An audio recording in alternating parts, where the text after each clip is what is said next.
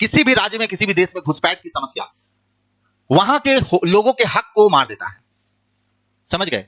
Limited संसाधन है। मान लीजिए कि आप संथाल परगना में रहते हैं, ठीक है, आप संथाल परगना में मान लीजिए रहते हैं, आप किसी भी समाज से हैं, किसी भी पंथ से हैं, किसी भी धर्म से हैं, उससे मतलब नहीं है।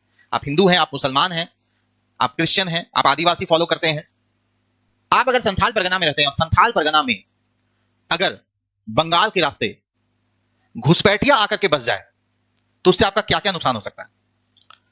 सबसे बड़ा नुकसान तो संसाधन का होता है। लिमिटेड संसाधन में आप जीवन यापन कर रहे हैं, आपके पास जमीनें लिमिटेड है, अब उसमें और अधिक लोग आएंगे। रोजगार लिमिटेड है, अब उसमें मान लीजिए कोई आकर के वहां पर कुछ दुकान खोल दिया, बाहरी घुसपैठी, तो उसका दुकान तो चलेगा ही ना। तो उससे क्या होगा? आपका दुकान, उसमें जो यहाँ के लोग हैं उसका दुकान यहां पर ये होगा, नुकसान होगा। ठीक है, चाहे वो कोई बिजनेस कर रहा है, चाहे कुछ भी कर रहा है। तो घुसपैठ की समस्या देश की बहुत खतरनाक समस्या है, और कोई घुसपैठ कोई नया समस्या नहीं है देश का।